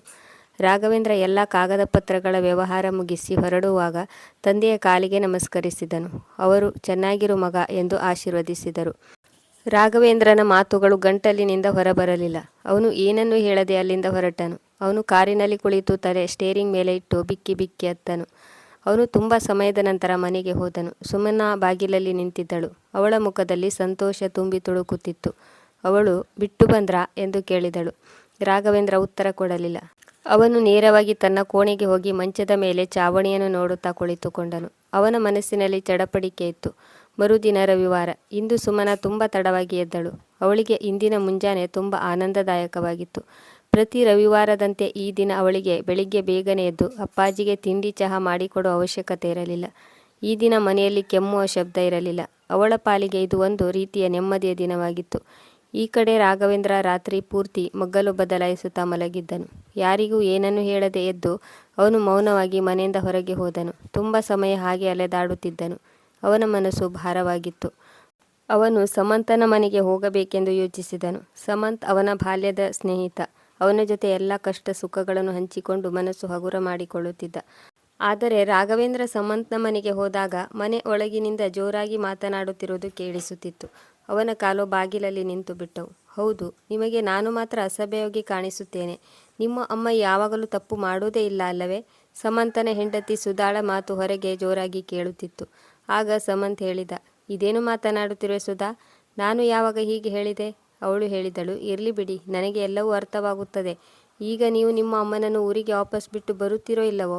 ಇಲ್ಲದಿದ್ದರೆ ನಾನು ಮಕ್ಕಳನ್ನು ಕರೆದುಕೊಂಡು ನನ್ನ ಅಮ್ಮನ ಮನೆಗೆ ಹೋಗುತ್ತೇನೆ. ಒಮ್ಮೆ ಹೋದರೆ ನಾನು ತಿರುಗಿ ಬರುವುದಿಲ್ಲ. ನೀವು ಜೀವನ ಪೂರ್ತಿ ನಿಮ್ಮ ಅಮ್ಮನ ಜೊತೆ ಕಳೆಯಿರಿ. ಸಮಂತ್ನ ಧ್ವನಿ ಕೂಡ ಏರಿತು. ನೀನು ಎಚ್ಚರವಾಗಿದೆಯಾ ತಾನೇ? ನನಗೆ ಅನಿಸುತ್ತಿದೆ ನಿನ್ನ ಬುದ್ಧಿ ಸರಿಯಿಲ್ಲ ಎಂದು. ಸುಧಾ ಹೇಳಿದಳು. ನನ್ನ ಬುದ್ಧಿ ಸರಿಯಾಗಿದೆ, ಆದರೆ ನಿಮ್ಮ ಅಮ್ಮನ ಬುದ್ಧಿ ಸರಿಯಾಗಿಲ್ಲ. ರಾಘವೇಂದ್ರನ ಕಿವಿಗಳು ನೆಟ್ಟಗಾದವು. ಸುಮಂತ್ ಕೂಗಿದನು, ಸ್ವಲ್ಪ ಯೋಚನೆ ಮಾಡಿ ಮಾತನಾಡು. ನನಗೆ ಗೊತ್ತು, ಅಮ್ಮನಿಂದಾಗಿ ನಿನಗೆ ಸ್ವಲ್ಪ ಕಷ್ಟವಾಗುತ್ತಿದೆ. ಆದರೆ ಇದರರ್ಥ ನಾನು ಅಮ್ಮನನ್ನು ಈ ವಯಸ್ಸಿನಲ್ಲಿ ಒಂಟಿಯಾಗಿ ಬಿಟ್ಟು ಬಿಡುವುದಲ್ಲ. ಅವರನ್ನು ಊರಿನಲ್ಲಿ ಒಂಟಿಯಾಗಿ ಬಿಡುವುದು ನ್ಯಾಯವಲ್ಲ. ಅವರು ತಮ್ಮ ಜೀವನವನ್ನು ನನ್ನ ಜೀವನ ರೂಪಿಸುವುದರಲ್ಲಿ ಕಳೆದಿದ್ದಾರೆ. ಈಗ ಅವರಿಗೆ ನಮ್ಮ ಅವಶ್ಯಕತೆ ಇದೆ. ಈಗ ನಾವು ಅವರನ್ನು ಒಂಟಿಯಾಗಿ ಬಿಟ್ಟು ಬಿಡಲಾಗುವುದಿಲ್ಲ. ಅಮ್ಮನ ಸ್ಥಾನದಲ್ಲಿ ನೀನು ನಿಂತು ಯೋಚನೆ ಮಾಡು. ನಾಳೆ ನಮ್ಮ ಮಗನ ಮದುವೆಯಾಗಿ ನಾವು ವೃದ್ಧರಾಗುತ್ತೇವೆ. ಆಗ ನಮ್ಮ ಮಗ ಸೊಸೆ ನಮ್ಮನ್ನು ವೃದ್ಧಾಪ್ಯದಲ್ಲಿ ಹೊರಹಾಕಿದರೆ? ಸುಧಾಳ ಮಾತು ನಿಂತು ಹೋಯಿತು. ಸುಮಂತ್ ಸಮಾಧಾನದ ಸ್ವರದಲ್ಲಿ ಹೇಳಿದನು, ಸುಧಾ, ನಾವು ಇಂದು ಏನು ಮಾಡುತ್ತೇವೆ ನಾಳೆ ನಮಗೆ ಅದೇ ಸಿಗುತ್ತದೆ. ಈಗ ಅಮ್ಮ ನಮ್ಮ ಜವಾಬ್ದಾರಿ, ಇದನ್ನು ಮರೆಯಬೇಡ. ಈ ಜವಾಬ್ದಾರಿಗೆ ನಾನು ಬೆನ್ನು ತೋರಿಸುವುದಿಲ್ಲ. ಅವನ ಮಾತಿನ ನಂತರ ಮನೆಯಲ್ಲಿ ಮೌನ ನೆಲೆಸಿತ್ತು.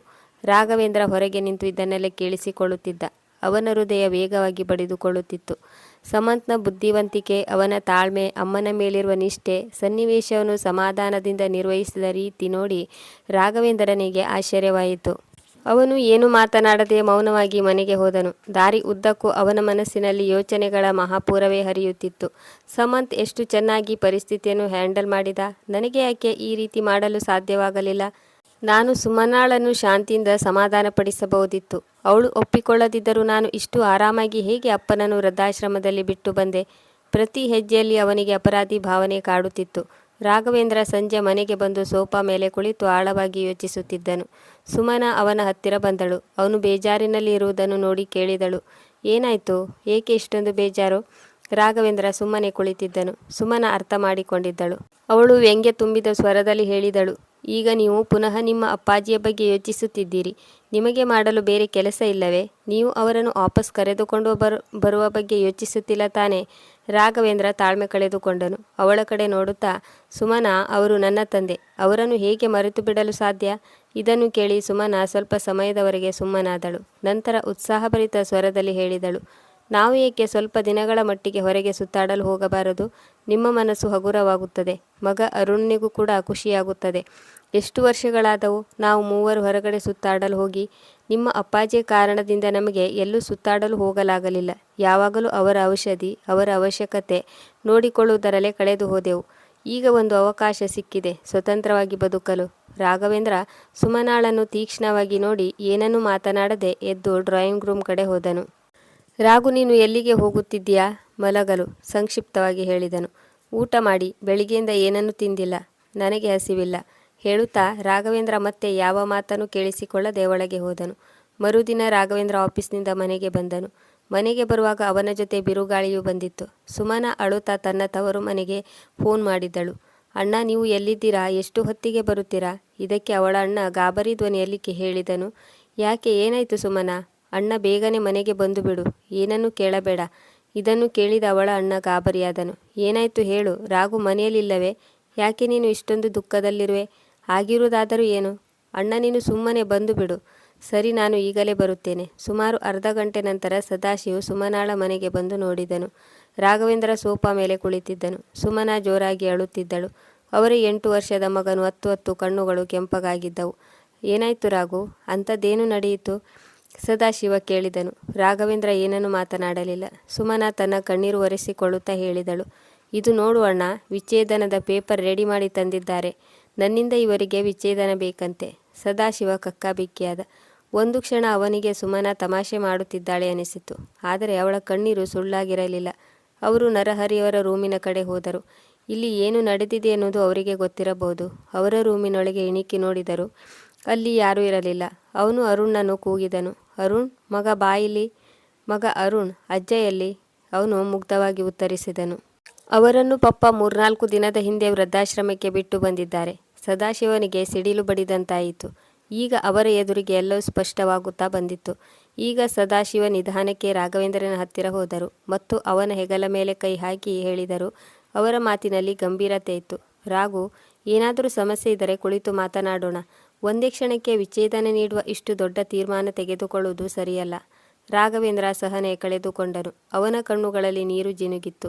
ಅವನು ದುಃಖದ ಧ್ವನಿಯಲ್ಲಿ ಹೇಳಿದನು, ನಾನು ನನ್ನ 70 ವರ್ಷದ ಅಪ್ಪಾಜಿಯನ್ನು ವೃದ್ಧಾಶ್ರಮದಲ್ಲಿ ಬಿಟ್ಟು ಬಂದಿದ್ದೇನೆ, ಕೇವಲ ಈ ಹೆಂಗಸಿನಿಂದಾಗಿ.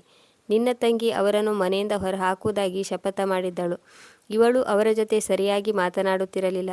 ಮಗನನ್ನು ಅವರ ಹತ್ತಿರ ಬಿಡುತ್ತಿರಲಿಲ್ಲ. ಅವರ ಜೀವನ ದುಸ್ತರ ಮಾಡಿಬಿಟ್ಟಳು. ಕೆಲಸದವಳಿಗೆ ಹೇಳಿದ್ದಳು ಅವರಿಗೆ ಯಾವುದೇ ಸಹಾಯ ಮಾಡಬಾರದೆಂದು. ಇದರಿಂದ ಬೇಸತ್ತು ಅವರೇ ಹೇಳಿದರು ತಮ್ಮನ್ನು ವೃದ್ಧಾಶ್ರಮಕ್ಕೆ ಬಿಟ್ಟು ಬರುವಂತೆ. ರಾಘವೇಂದ್ರ 2 ಕೈಗಳಿಂದ ತನ್ನ ಮುಖ ಮುಚ್ಚಿಕೊಂಡು ಬಿಕ್ಕಿ ಬಿಕ್ಕಿ ಅತ್ತನು. ನಂತರ ಸ್ವಲ್ಪ ಸಮಾಧಾನ ಮಾಡಿಕೊಂಡು ದುಃಖದಿಂದ ಹೇಳಿದನು, ನಿಮಗೆ ಗೊತ್ತಿಲ್ಲ, ನಾನು 4 ವರ್ಷದವನಿದ್ದಾಗ ಅಮ್ಮ ನನ್ನನ್ನು ಶಾಶ್ವತವಾಗಿ ಬಿಟ್ಟು ಹೋದರು. ನನ್ನ ಅಪ್ಪ ಇನ್ನೊಂದು ಮದುವೆ ಮಾಡಿಕೊಳ್ಳಲಿಲ್ಲ, ಏಕೆಂದರೆ ನಮಗೆ ಮಲತಾಯಿ ಬರುವುದು ಅವರಿಗೆ ಇಷ್ಟವಿರಲಿಲ್ಲ. ಅವರು ಒಬ್ಬರೇ ನಮ್ಮನ್ನು ಸಾಕಿ ಬೆಳೆಸಿದ್ದರು. ಮನೆಯ ಹೊರಗೂ ಒಳಗೂ ಒಬ್ಬರೇ ನೋಡಿಕೊಂಡರು. ರಾಘವೇಂದ್ರನಿಗೆ ತನ್ನ ಕಳೆದು ಹೋದ ದಿನಗಳು ನೆನಪಾದವು. ನನಗೆ ಈಗಲೂ ಚೆನ್ನಾಗಿ ನೆನಪಿದೆ. ನಾನು ಚಿಕ್ಕವನಿರುವಾಗ ಅಪ್ಪಾಜಿಯ ಬೆರಳು ಹಿಡಿದುಕೊಂಡು ಹೋಗುತ್ತಿದ್ದೆ. ಅವರು ಕೆಲಸ ಮಾಡಿ ದಣಿದು ಬರುತ್ತಿದ್ದರು. ಆದರೂ ನಾನು ಹಠ ಮಾಡುತ್ತಿದ್ದರಿಂದ ಜಾತ್ರೆಗೆ ಕರೆದುಕೊಂಡು ಹೋಗುತ್ತಿದ್ದರು. ನಾನು ನಡೆಯುತ್ತಾ ನಡೆಯುತ್ತಾ ಸುಸ್ತಾದಾಗ ಅವರು ನನ್ನನ್ನು ತಮ್ಮ ಹೆಗಲ ಮೇಲೆ ಹೊತ್ತುಕೊಂಡು ಪೂರ್ತಿ ಜಾತ್ರೆ ತೋರಿಸುತ್ತಿದ್ದರು. ಆದರೆ ಇಂದು, ಅವನು ಹೇಳುತ್ತಾ ಹೇಳುತ್ತಾ ಅವನ ಧ್ವನಿ ಕಂಪಿಸತೊಡಗಿತ್ತು. ಈಗ ಅವರಿಗೆ ನನ್ನ ಹೆಗಲಿನ ಅವಶ್ಯಕತೆ ಇತ್ತು. ಆದರೆ ನಾನು ಅವರನ್ನು ಪರಕೀಯ ಮಾಡಿಬಿಟ್ಟೆ. ನಾಚಿಕೆ ಆಗಬೇಕು ನನಗೆ. 3 ದಿನ ಕಳೆದರೂ ಅವರ ಸಹಾಯಕ ಮುಖ ನನ್ನ ಕಣ್ಣಿಂದ ಮಾಯವಾಗಿಲ್ಲ. ಇಷ್ಟು ಹೇಳಿದ ನಂತರ ಸದಾಶಿವ ಅವರು ಸುಮನಾಳ ಕಡೆ ಕೋಪದಿಂದ ನೋಡಿದರು. ಅವಳು ಈಗಲೂ ಕೋಪದಿಂದ ಇದ್ದಳು. ಕಣ್ಣೀರು ಒರೆಸಿಕೊಳ್ಳುತ್ತಾ ಬೇರೆ ಕಡೆ ಮುಖ ಮಾಡಿ ನಿಂತಿದ್ದಳು. ನನ್ನ ಅಪ್ಪಾಜಿ ನಮ್ಮ ಭವಿಷ್ಯ ರೂಪಿಸಲು ತಮ್ಮ ಪೂರ್ತಿ ಜೀವನ ಸವಿಸಿದ್ದಾರೆ. ಈ ಮನೆ ನಮಗಾಗಿ ಹಾಗೇ ತಯಾರಾಗಿಲ್ಲ. ಈ ಮನೆಯ ಪ್ರತಿ ಇಟ್ಟಿಗೆಗೆ ಅವರು ತಮ್ಮ ಬೆವರು ಮತ್ತು ರಕ್ತ ಸುರಿಸಿದ್ದಾರೆ. ನಾನು ದೇವರ ಸಮಾನರಾದ ನನ್ನ ತಂದೆಗೆ ಆಗಲಿಲ್ಲ ಅಂದ ಮೇಲೆ ನನ್ನ ಹೆಂಡತಿ ಮಕ್ಕಳಿಗೇಕೆ ಆಗಬೇಕು? ಹೇಳುತ್ತಾ ಹೇಳುತ್ತಾ ಅವನು ಚಿಕ್ಕ ಮಕ್ಕಳಂತೆ ಅಳುತ್ತಿದ್ದನು. ಅವನ ಮಾತು ಕೇಳಿ ಸುಮನಾಳ ಮನಸ್ಸಿಗೆ ತನ್ನ ತಪ್ಪಿನ ಅರಿವು ಆಗುತ್ತಾ ಬಂದಿತ್ತು. ಗಾಬರಿಯಿಂದಾಗಿ ಅವಳು ಬೆರಳುಗಳಿಂದ ಸೀರೆಯ ಸೆರಗನ್ನು ಪದೇ ಪದೇ ಸುತ್ತುತ್ತಿದ್ದಳು.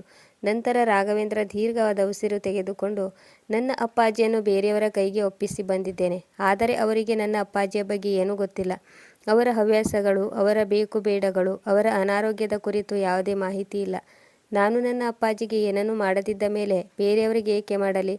ನನ್ನ ಹೆಂಡತಿ ನನಗೆ ಸ್ಪಷ್ಟವಾಗಿ ಹೇಳಿದ್ದಾಳೆ, ನನ್ನ ಅಪ್ಪಾಜಿ ಅವಳಿಗೆ ಭಾರ ಎಂದು. ಅವಳಿಗೆ ಸ್ವಾತಂತ್ರ್ಯ ಇಷ್ಟ ಎಂದ ಮೇಲೆ ನಾನು ಅವಳಿಗೆ ಏಕೆ ಪೂರ್ತಿ ಸ್ವಾತಂತ್ರ್ಯ ಕೊಡಬಾರದು? ರಾಘವೇಂದ್ರ ಹೀಗೆ ಹೇಳುತ್ತಿದ್ದಂತೆ ಅವಳ ಹೃದಯ ಕಂಪಿಸಿ ಹೋಯಿತು. ಅವಳು ಕಣ್ಣೀರು ತುಂಬಿದ ಕಣ್ಣುಗಳಿಂದ ಅವನನ್ನು ನೋಡಿದಳು. ಆದರೆ ರಾಘವೇಂದ್ರನ ಮಾತು ಇನ್ನೂ ಮುಗಿದಿರಲಿಲ್ಲ. ನಾನು ಅಮ್ಮ ಇಲ್ಲದೆ ಬದುಕಿದ್ದೇನೆ ಅಂತಾದರೆ ನನ್ನ ಮಗನು ಅಪ್ಪ ಇಲ್ಲದೆ ಬದುಕಲಿ. ಅಮ್ಮ ಇದ್ದಾಳಲ್ಲ ಅವನ ಜೊತೆ, ಯಾವುದಕ್ಕೆ ಕೊರತೆ ಇರುವುದಿಲ್ಲ. ಅವನು ಭಯದಿಂದ ಮೂಲೆಯಲ್ಲಿ ನಿಂತಿದ್ದ ಮಗನನ್ನು ನೋಡಿದನು. ಅವನ ಮಾತಿನಲ್ಲಿ ಒಂದು ರೀತಿಯ ಆತ್ಮವಿಶ್ವಾಸ ಇತ್ತು. ಅವನ ಕಣ್ಣುಗಳಲ್ಲಿ ಹೊಳಪು ಕಾಣಿಸಿತು. ಹೀಗಾಗಿ ನಾನು ವಿಚ್ಛೇದನ ನೀಡುತ್ತಿದ್ದೇನೆ. ಈಗ ನೀನು ಆರಾಮಾಗಿ ಸುತ್ತಾಡಬಹುದು. ಅಪ್ಪನ ಜವಾಬ್ದಾರಿಯಿಂದ ನಿನಗೆ ಮೊದಲೇ ಮುಕ್ತಿ ಕೊಟ್ಟಿದ್ದೇನೆ. ಈಗ ನನ್ನ ಜವಾಬ್ದಾರಿಯಿಂದಲೂ ನಿನಗೆ ಸ್ವಾತಂತ್ರ್ಯವನ್ನು ಕೊಡುತ್ತಿದ್ದೇನೆ. ಆದರೆ ಚಿಂತೆ ಮಾಡಬೇಡ, ನನ್ನ ಎಲ್ಲ ಆಸ್ತಿ ನಿನ್ನ ಜೊತೆಗೆ ಇರುತ್ತದೆ. ನಾನು ಎಲ್ಲವನ್ನು ಬಿಟ್ಟು ನನ್ನ ಅಪ್ಪಾಜಿ ಇರೋ ವೃದ್ಧಾಶ್ರಮಕ್ಕೆ ಹೋಗಿ ಇರುತ್ತೇನೆ. ಕೊನೆಯ ಪಕ್ಷ ನನಗೆ ನನ್ನ ಅಪ್ಪಾಜಿಯ ಕೊನೆ ಗಳಿಗೆಯಲ್ಲಿ ಅವರ ಜೊತೆ ಇದ್ದೇ ಎನ್ನೋ ನೆಮ್ಮದಿಯಾದರೂ ಸಿಗುತ್ತದೆ. ಸುಮನಾಳಿಗೆ ಕರೆಂಟ್ ಶಾಕ್ ಹೊಡೆದಂತಾಯಿತು. ಅವಳು ಬಿಟ್ಟ ಕಣ್ಣುಗಳಿಂದ ರಾಘವೇಂದ್ರನನ್ನು ನೋಡುತ್ತಿದ್ದಳು. ಆದರೆ ರಾಘವೇಂದ್ರ ಅವಳತ್ತ ನೋಡಲಿಲ್ಲ. ಈಗ ಅವನ ಸ್ವರ ಶಾಂತವಾಗಿತ್ತು. ಇಂದು ನನ್ನ ಅಪ್ಪಾಜಿ ಇಬ್ಬರು ಮಕ್ಕಳಿದ್ದರೂ ವೃದ್ಧಾಶ್ರಮದಲ್ಲಿದ್ದಾರೆ. ಇದರಿಂದಾಗಿ ನಾನು ಅಲ್ಲಿಗೆ ಹೋಗಬೇಕಾಗುತ್ತದೆ. ಯಾಕಾಗಬಾರದು? ನಾನು ಈಗಲೇ ಹೋಗುತ್ತೇನೆ. ಈಗಲೇ ಹೋದರೆ ಅಲ್ಲಿ ವಾಸಿಸಲು ಒಗ್ಗಿಕೊಳ್ಳಬಹುದು. ವೃದ್ಧಾಪ್ಯದಲ್ಲಿ ನನ್ನಿಂದಾಗಿ ಮನೆಯವರಿಗೆ ಕಷ್ಟ ಕೊಡುವುದು ತಪ್ಪುತ್ತದೆ. ಕೊನೆಯ ಪಕ್ಷ ಮನಸ್ಸಿಗೆ ನೆಮ್ಮದಿಯಾದರೂ ಸಿಗುತ್ತದೆ. ಕೋಣೆಯಲ್ಲಿ ಮೌನ ಆವರಿಸಿತು. ಸದಾಶಿವ ತನ್ನ ತಂಗಿ ಸುಮನಾಳ ಆ ಕಡೆ ಆಳವಾಗಿ ನೋಡಿದನು. ಅವನ ಮುಖದಲ್ಲಿ ಹಗುರವಾದ ನಗು ಕಾಣಿಸಿತು. ಸುಮನಾಳಿಗೆ ಈ ನಗುವಿನ ಹಿಂದಿರುವ ಕಾರಣ ತಿಳಿಯಲು ಸಾಧ್ಯವಾಗಲಿಲ್ಲ.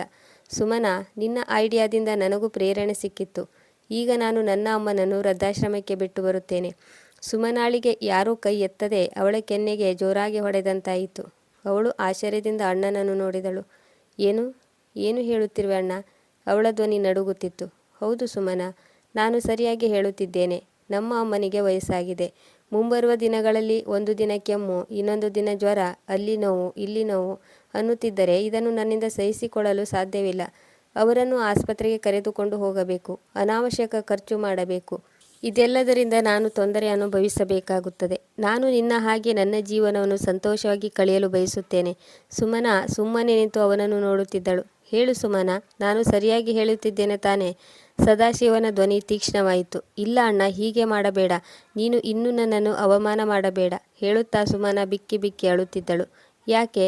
ನೀನು ನಿನ್ನ ಮಾವನವರಿಗೆ ಹೀಗೆ ಮಾಡಿರುವಾಗ ನಿನಗೆ ತಪ್ಪು ಅನಿಸಲಿಲ್ಲವೇ? ನೀನು ಅವರನ್ನು ಮನೆಯಿಂದ ಹೊರಹಾಕುವಾಗ ನಿನ್ನ ಆತ್ಮಸಾಕ್ಷಿ ನಿನಗೆ ಏನು ಹೇಳಲಿಲ್ಲವೇ? ಅವರ ಕಣ್ಣುಗಳಲ್ಲಿ ಕಣ್ಣೀರು ನೋಡಿ ನಿನಗೆ ಕರುಣೆ ಬರಲಿಲ್ಲವೇ? ಸುಮನಾ ಕುಸಿದು ನೆಲದ ಮೇಲೆ ಕುಳಿತಳು. ನನ್ನನ್ನು ಕ್ಷಮಿಸು. ನಾನು ದೊಡ್ಡ ತಪ್ಪು ಮಾಡಿದೆ. ನಾನು ಕೇವಲ ನನ್ನ ಬಗ್ಗೆ ಮಾತ್ರ ಯೋಚನೆ ಮಾಡಿದೆ. ಆದರೆ ನಾನು ಎಷ್ಟು ದೊಡ್ಡ ಪಾಪ ಮಾಡಲು ಹೊರಟಿದ್ದೇನೆ ಎನ್ನುವುದು ನನಗೆ ಅರ್ಥವಾಗಲಿಲ್ಲ. ನನ್ನನ್ನು ಕ್ಷಮಿಸಿ ಬಿಡು ರಾಘು. ಸುಮನಾ ಮಾತನಾಡುವುದಕ್ಕಿಂತಲೂ ಹೆಚ್ಚು ಅಳುತ್ತಿದ್ದಳು. ರಾಘವೇಂದ್ರ ಅವಳ ಕಡೆ ಮುಖ ಎತ್ತಿ ನೋಡಿದನು. ಅವಳ ಮುಖದಲ್ಲಿ ಪಶ್ಚಾತ್ತಾಪ ಕಾಣುತ್ತಿತ್ತು. ಸ್ವಲ್ಪ ಸಮಯದ ನಂತರ ಸದಾಶಿವ ಹೇಳಿದರು, ಈಗ ನಿನಗೆ ನಿನ್ನ ತಪ್ಪಿನ ಅರಿವಾಗಿದೆ. ನಾವೆಲ್ಲರೂ ಹೋಗಿ ಅಂಕಲ್ರನ್ನು ಕರೆದುಕೊಂಡು ಬರೋಣ. ಸದಾಶಿವ್ ಗಡಿಯಾರದ ಕಡೆ ನೋಡಿದನು. ಸಂಜೆ 7 ಗಂಟೆಯಾಗಿತ್ತು. ನಡೆ ರಾಘು, ವೃದ್ಧಾಶ್ರಮಕ್ಕೆ ಹೋಗೋಣ. ಇನ್ನೂ ತಡ ಮಾಡುವ ಅವಶ್ಯಕತೆ ಇಲ್ಲ. ಸದಾಶಿವ ರಾಘವೇಂದ್ರನ ಹೆಗಲ ಮೇಲೆ ಕೈ ಹಾಕಿ ಹೇಳಿದನು. ಸುಮನಾ, ನೀನು ಇವರನ್ನು ಕರೆದುಕೊಂಡು ಬಾ. ನಾನು ಅರುಣ್ನೊಂದಿಗೆ ಕಾರಿನಲ್ಲಿ ವೇಟ್ ಮಾಡುತ್ತೇನೆ. ಸ್ವಲ್ಪ ಸಮಯದ ನಂತರ ರಾಘವೇಂದ್ರ, ಸುಮನಾ, ಸದಾಶಿವ್ ವೃದ್ಧಾಶ್ರಮದ ಗೇಟ್ ತಲುಪಿದರು. ರಾಘವೇಂದ್ರನ ಹೃದಯ ಬಡಿದುಕೊಳ್ಳುತ್ತಿತ್ತು. ಅಲ್ಲಿಗೆ ಹೋಗುವ ಸಾಹಸ ಮಾಡಿದನು, ಆದರೆ ಅಪ್ಪನನ್ನು ಎದುರಿಸುವ ಧೈರ್ಯ ಇರಲಿಲ್ಲ. ವೃದ್ಧಾಶ್ರಮದ ವಾತಾವರಣ ನಿರಾಸಕ್ತಿಯಿಂದ ಕೂಡಿತ್ತು. 4 ಕಡೆ ಮೌನ ಆವರಿಸಿತ್ತು. ಆಗಾಗ ಕೆಮ್ಮುವ, ನರಳುವ ಶಬ್ದ ಬಿಟ್ಟು ಬೇರೆ ಏನೂ ಕೇಳಿಸುತ್ತಿರಲಿಲ್ಲ. ಒಂದು ಕೋಣೆಯಲ್ಲಿ ಕೆಲವೊಂದಿಷ್ಟು ವೃದ್ಧರು ಕುಳಿತಿದ್ದರು. ಕೆಲವರು ಕಿಟಕಿಯಿಂದ ಹೊರ ನೋಡುತ್ತಾ ಆಳವಾಗಿ ಏನನ್ನೂ ಯೋಚನೆ ಮಾಡುತ್ತಿದ್ದರು. ಕೆಲವರು ಅಸಹಾಯಕ ಕಣ್ಣೀರು ಒರೆಸಿಕೊಳ್ಳುತ್ತಿದ್ದರು. ಸದಾಶಿವ್ ಮತ್ತು ಸುಮನಾರ ಕಾಲುಗಳು ನಿಂತು ಬಿಟ್ಟವು. ಹೃದಯದ ಭಾರ ಇನ್ನಷ್ಟು ಹೆಚ್ಚಾಗುವಷ್ಟು ನೋವು, ಹತಾಶೆ ವೃದ್ಧಾಶ್ರಮದ ವಾತಾವರಣದಲ್ಲಿತ್ತು. ನಾನು ರಾಘವೇಂದ್ರ, ನರಹರಿಯವರ ಮಗ. ನಮ್ಮ ಅಪ್ಪಾಜಿಯಲ್ಲಿದ್ದಾರೆ ಎಂದು ಹೇಳುತ್ತೀರಾ? ಆಶ್ರಮದ ನೌಕರರನ್ನು ಕೇಳಿದನು. ಹೌದು, ಅವರು ವರಾಂಡದಲ್ಲಿ ಕುಳಿತಿದ್ದಾರೆ. ಅವರು ವರಾಂಡಕ್ಕೆ ಹೋಗಿ ತಲುಪಿದಾಗ ಒಬ್ಬರೊಬ್ಬರು ಮಾತನಾಡುವುದು ಕೇಳಿಸಿತು. ಅವರು ಬೇರೆ ಯಾರ ಜೊತೆಗೂ ಅಲ್ಲ, ನರಹರಿಯವರ ಜೊತೆ ಮಾತನಾಡುತ್ತಿದ್ದರು. ನನಗಂತೂ ಮಕ್ಕಳಿರಲಿಲ್ಲ. ಹೀಗಾಗಿ ನಾನು ಅನಿವಾರ್ಯವಾಗಿ ಇಲ್ಲಿ ಬರಬೇಕಾಯಿತು. ಆದರೆ ನಿಮ್ಮ ಕತೆ ಕೇಳಿ ಕರುಳು ಚುರುಕೆಂದಿತು. ನಿಮ್ಮ ಸೊಸೆ ನಿಮ್ಮನ್ನು ಮನೆಯಿಂದ ಹೊರ ಹಾಕಿದರು. 2 ಗಂಡು ಮಕ್ಕಳಿದ್ದರೂ ನೀವು ವೃದ್ಧಾಶ್ರಮದಲ್ಲಿ ಇರುವ ಅನಿವಾರ್ಯತೆ ಬಂದಿದೆ. ನಿಮ್ಮ ಸೊಸೆ ಎಂತಹ ಹೃದಯಹೀನಳು! ವಯಸ್ಸಾದ ಮಾವನನ್ನು ಮನೆಯಿಂದ ಹೊರ ಹಾಕಿದ್ದಾಳೆ. ರಾಘವೇಂದ್ರನಿಗೆ ಕರುಳು ಕಿತ್ತು ಬಂದಂತಾಯಿತು. ಅವನು ಸುಮನಾಳ ಕಡೆ ನೋಡಿದನು. ಅವಳ ಕಣ್ಣುಗಳಲ್ಲಿ ಅಪರಾಧಿ ಭಾವನೆ ಮತ್ತು ಭಯ ಇತ್ತು. ಎಲ್ಲಕ್ಕಿಂತ ಆಶ್ಚರ್ಯಪಡುವ ವಿಷಯ ಅವರ ಅಪ್ಪಾಜಿಯ ಮಾತುಗಳಲ್ಲಿ ಇತ್ತು. ಅವರು ಆ ವೃದ್ಧರನ್ನು ನೋಡುತ್ತಾ ಹೇಳಿದರು, ಇಲ್ಲ ಸರ್, ನನ್ನ ಸೊಸೆ ಅಂಥವಳಲ್ಲ. ತುಂಬ ಒಳ್ಳೆಯವಳು. ಆದರೆ ಸ್ವಲ್ಪ ತಿಳುವಳಿಕೆ ಕಡಿಮೆ. ಆದರೆ ಕೆಟ್ಟವಳಲ್ಲ. ಈ ಮಾತನ್ನು ಕೇಳಿ ಮೂವರು ಆಶ್ಚರ್ಯಗೊಂಡರು. ನಿಮ್ಮ ಮಗ ಸೊಸೆ ನಿಮ್ಮನ್ನು ಇಲ್ಲಿಗೆ ತಂದು ಬಿಟ್ಟಿದ್ದಾರೆ. ಆದರೂ ನೀವು ಅವರ ತಪ್ಪು ಇಲ್ಲ ಎಂದು ಹೇಳುತ್ತಿದ್ದೀರಿ? ವೃದ್ಧರು ಆಶ್ಚರ್ಯದಿಂದ ಕೇಳಿದರು. ಆಗ ನರಹರಿಯವರು ಹಗುರವಾಗಿ ನಕ್ಕು ಹೇಳಿದರು, ಮಕ್ಕಳು ಯಾವತ್ತೂ ಕೆಟ್ಟವರಾಗುವುದಿಲ್ಲ. ಆದರೆ ಕೆಲವೊಮ್ಮೆ ಅವರು ತಮ್ಮ ಕರ್ತವ್ಯವನ್ನು ಅರ್ಥ ಮಾಡಿಕೊಳ್ಳುವುದಿಲ್ಲ. ಆದರೆ ನನಗೆ ಸಂಪೂರ್ಣ ನಂಬಿಕೆ ಇದೆ. ಅವರು ಒಂದಲ್ಲ ಒಂದು ದಿನ ತಮ್ಮ ಕರ್ತವ್ಯವನ್ನು ಅರ್ಥ ಮಾಡಿಕೊಂಡು ನನ್ನನ್ನು ಕರೆದುಕೊಂಡು ಹೋಗಲು ಬಂದೇ ಬರುತ್ತಾಳೆ. ಹೀಗೆ ಹೇಳುತ್ತಾ ಅವರ ಕಣ್ಣುಗಳು ಒದ್ದೆಯಾದವು. ಹಿಂದೆ ನಿಂತ ಸುಮನಾಳ ಶರೀರ ಕಂಪಿಸುತ್ತಿತ್ತು. ಅವಳ ಕಣ್ಣುಗಳಲ್ಲಿ ಕಣ್ಣೀರು ಸುರಿಯುತ್ತಿತ್ತು. ಯಾವ ವ್ಯಕ್ತಿಯನ್ನು ಅವಳು ಮನೆಯಿಂದ ಹೊರ ಹಾಕಿದಳೋ ಅವರ ಬಾಯಿಂದ ಅವಳ ಬಗ್ಗೆ ಒಂದೇ ಒಂದು ಕೆಟ್ಟ ಮಾತು ಬರಲಿಲ್ಲ. ಅವಳು ತಕ್ಷಣವೇ ಹೋಗಿ ಅಪ್ಪಾಜಿಯ ಕಾಲಿಗೆ ಬಿದ್ದಳು. ಅಪ್ಪಾಜಿ, ನನ್ನನ್ನು ಕ್ಷಮಿಸಿಬಿಡಿ. ನನ್ನಿಂದ ತುಂಬ ದೊಡ್ಡ ತಪ್ಪಾಗಿದೆ. ನರಹರಿಯವರು ಗಾಬರಿ ಬಿದ್ದರು. ಸುಮನಾಳನ್ನು ಮೇಲೆತ್ತಲು ಪ್ರಯತ್ನಿಸಿದರು. ಇಲ್ಲ ಮಗಳೇ, ನೀನು ಹೀಗೆ ಮಾಡಬೇಡ, ಎದ್ದೇಳು. ಆದರೆ ಸುಮನಾ ಎದ್ದೇಳಲು ತಯಾರಿರಲಿಲ್ಲ. ಅವಳು ಬಿಕ್ಕಿ ಬಿಕ್ಕಿ ಅಳುತ್ತಿದ್ದಳು. ನಾನು ಎಂತಹ ಸ್ವಾರ್ಥಿಯಾದೆ. ಅಪ್ಪಾಜಿ, ನನ್ನ ಸುಖದ ಮುಂದೆ ನಿಮ್ಮ ದುಃಖ ಕಾಣಿಸಲಿಲ್ಲ. ನನಗೆ ಗೊತ್ತಾಗಲಿಲ್ಲ ನೀವು ನಮ್ಮ ಕುಟುಂಬದ ಆಧಾರ ಸ್ತಂಭ ಎಂದು. ನಿಮ್ಮನ್ನೇ ಮನೆಯಿಂದ ಹೊರ ಹಾಕುವ ಹಠ ಹಿಡಿದು ಕುಳಿತೆ. ಅವಳ ಕಣ್ಣೀರು ಹನಿ ಹನಿಯಾಗಿ ನೆಲದ ಮೇಲೆ ಬೀಳುತ್ತಿದ್ದವು. ನನ್ನನ್ನು ಕ್ಷಮಿಸಿ ಅಪ್ಪಾಜಿ ಎಂದು ಅವಳು ಪದೇ ಪದೇ ಕೇಳುತ್ತಿದ್ದಳು. ರಾಘವೇಂದ್ರನಿಗೂ ಅಳು ತಡೆದುಕೊಳ್ಳಲಾಗಲಿಲ್ಲ. ಅವನು ಅಪ್ಪಾಜಿಯ ಕಾಲಿಗೆ ಬಿದ್ದನು. ಅಪ್ಪಾಜಿ, ನನ್ನಿಂದ ತಪ್ಪಾಗಿದೆ. ನನ್ನ ಹೆಂಡತಿ ಹಠಕ್ಕೆ ಮಣಿದು ನಾನು ನಿಮ್ಮನ್ನು ಅವಮಾನ ಮಾಡಿದೆ. ನನಗೆ ನಾಚಿಕೆಯಾಗಬೇಕು. ಸುಮನಾಳ ಅಣ್ಣ ನರಹರಿಯವರ ಎದುರು ಕೈ ಮುಗಿದು ಹೇಳಿದನು. ಇಂದಿನಿಂದ ಸುಮನಾ ನಿಮ್ಮ ಸೊಸೆಯಲ್ಲ, ನಿಮ್ಮ ಮಗಳಾಗಿ ಇರುತ್ತಾಳೆ. ನಿಮ್ಮ ಪೂರ್ತಿ ಜವಾಬ್ದಾರಿಯನ್ನು ತೆಗೆದುಕೊಳ್ಳುತ್ತಾಳೆ. ನಾನು ನಿಮಗೆ ಭರವಸೆ ಕೊಡುತ್ತೇನೆ. ನಡೆಯಿರಿ ಅಪ್ಪಾಜಿ, ನಾವು ನಿಮ್ಮನ್ನು ವಾಪಸ್ ಮನೆಗೆ ಕರೆದುಕೊಂಡು ಹೋಗುತ್ತೇವೆ. ನೀವು ಇಲ್ಲದೆ ನಮ್ಮ ಕುಟುಂಬ ಅಪೂರ್ಣವಾಗುತ್ತದೆ. ನರಹರಿಯವರ ಕಣ್ರೆಪ್ಪೆಗಳು ಒದ್ದೆಯಾದವು. ಅವರು ರಾಘವೇಂದ್ರ ಮತ್ತು ಸುಮನಾ ತಲೆ ಮೇಲೆ ಕೈಯಾಡಿಸಿ ಅವರನ್ನು ಅಪ್ಪಿಕೊಂಡರು. ಅಲ್ಲಿದ್ದ ಇತರ ವೃದ್ಧರ ಕಣ್ಣುಗಳು ಒದ್ದೆಯಾದವು. ನಂತರ ರಾಘವೇಂದ್ರ ಅಧಿಕಾರಿಗಳಿಗೆ, ಸರ್, ನಾನು ನಮ್ಮ ತಂದೆಯನ್ನು ಮನೆಗೆ ಕರೆದುಕೊಂಡು ಹೋಗಬೇಕೆಂದುಕೊಂಡಿದ್ದೇನೆ. ಅಧಿಕಾರಿಗಳು ಅವನನ್ನು ನೋಡಿದರು ಮತ್ತು ಸಣ್ಣ ನಗುವಿನೊಂದಿಗೆ ತಲೆಯಾಡಿಸಿ ಅವರ ತೀರ್ಮಾನವನ್ನು ಒಪ್ಪಿಕೊಂಡರು. ರಾಘವೇಂದ್ರ ಮತ್ತು ನರಹರಿಯವರನ್ನು ಕಾಗದ ಪತ್ರದ ಔಪಚಾರಿಕತೆಗಾಗಿ ಆಫೀಸಿಗೆ ಬರಲು ತಿಳಿಸಿದರು. ನರಹರಿಯವರು ಶಾಂತವಾಗಿ ಮೆಲ್ಲನೆ ನಡೆದುಕೊಂಡು ಹೋದರು. ಅವರ ಮುಖದಲ್ಲಿ ನೆಮ್ಮದಿ ಇತ್ತು. ಈ ಕಡೆ ವರಾಂಡದಲ್ಲಿ ಸದಾಶಿವ ಸುಮನಾಳನ್ನು ನೋಡಿದರು. ಈಗ ಅರ್ಥವಾಯಿತೆ ಸುಮನಾ, ನಿಜವಾದ ಸಂತೋಷ ಯಾವುದರಲ್ಲಿ ಇದೆ ಎಂದು. ಸುಮನಾಳ ದೃಷ್ಟಿ ನೆಲ ನೋಡುತ್ತಿತ್ತು. ಅವಳ ತುಟಿಗಳು ಕಂಪಿಸುತ್ತಿದ್ದವು.